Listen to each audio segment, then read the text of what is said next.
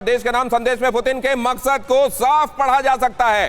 Donbas को पूरी तरह आजाद कराना ही लक्ष्य है। ऑब्जेक्टिव, मिलिट्री ऑब्जेक्टिव जो शुरू में बताया गया कि ये दोनों इलाके हम स्वतंत्र घोषित करते हैं, आखिर में 8-7 महीने बीतने के बाद भी ये बात कही जा रही है कि ये वो इलाका है जिसको हम आजाद देखना चाहते हैं। एलपीआर को पूरी तरह आजाद कराने में और डीपीआर को पूरी तरह आजाद कराने में ही रूस अपनी ऑब्जेक्टिविटी इसकी देखता है, और साथ में यह भी कि ज़ैपोरिज़िया और खेरसॉन को भी इसमें शामिल किया जा रहा है।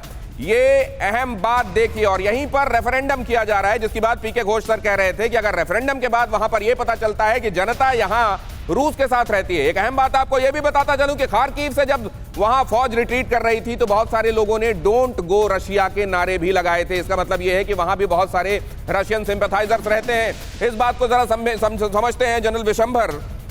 ये ऑब्जेक्टिव अगर शुरू से ही क्लियर थे तो कीव तक जाना क्यों था? बातचीत का माहौल बनाने के लिए? नहीं, बातचीत का माहौल नहीं। देखिए, कीव पे डाइवर्जनरी बहुत एसेंशियल था रशिया का। नॉर्दर्न आर्मी यूक्रेन की अगर आपको कीव में होल्ड करनी थी और बगैर कीव में फायर किए, बगैर कीव को डिस्ट्रॉय किए अगर यूक्रेन में खलबली मचानी थी तो कीव जाना जरूरी था ना। और पूरा का पूरा वेस्ट किस तरह बोल रहा था 70 किलोमीटर लंबी लाइन है, 80 किलोमीटर लंबी लाइन है।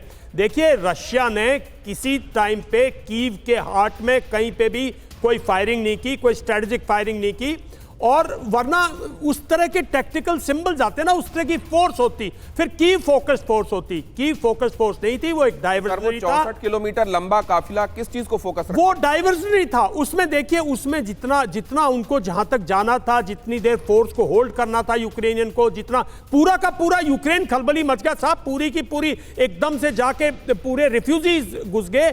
देखिए उस टाइम पे कितना पैरालिसिस क्रिएट हुआ है वेस्ट में, पैरालिसिस क्रिएट हुआ है यूक्रेन में। जेलेंस्की नहीं अवेलेबल थे। इंपॉर्टेंट बात आप कह रहे हैं सर, ये डाइवर्जनरी बिल्कुल बिल्कुल। ये अहम खबर बता दूं सर, आपके पास आ रहा हूं, डाइवर्जनरी था सर, आपके पास आ रहा हूं। विशंभर सर इंपॉर्टेंट बात कह रहे हैं। पुतिन के पूर्व सलाहकार सर्गेई मार्कोव की ब्रिटेन को न्यूक्लियर हमले की धमकी। ये पुतिन के सलाहकार रहे हैं और आजकल एकेडमिशियन हैं। बड़ी अहम बात कह रहे हैं मार्कोव।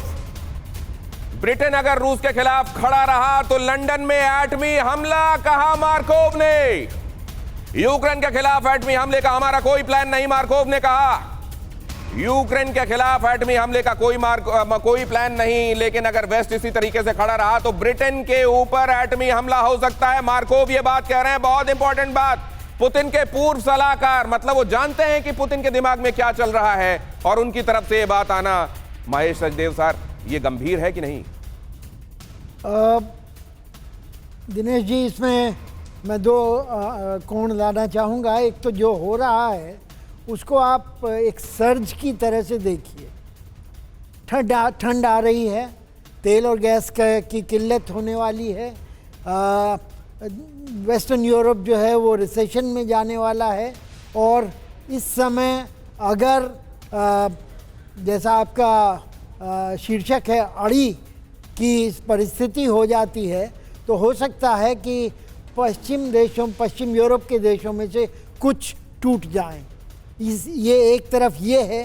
दूसरी ओर सैनिक मैदान में आपने देखा है कि इराक में और अफ़गानिस्तान में दोनों बार अमेरिका ने सर्ज की है।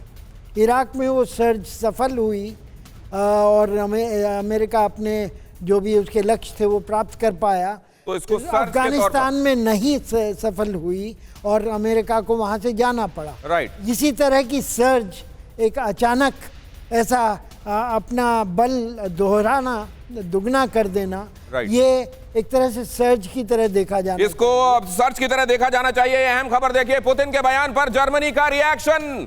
पुतिन के बयान पर जर्मनी ने भी रिएक्ट किया। ब्रिटेन ने क्या रिएक्ट किया वो हमने आपको बताया। वहां पर गंभीरता से लिया जा रहा है पुतिन की बातों को, और यह कहा जा रहा है कि नया अध्याय लिखना चाहते हैं। जर्मनी क्या कह रहा है जरा वो देखिए।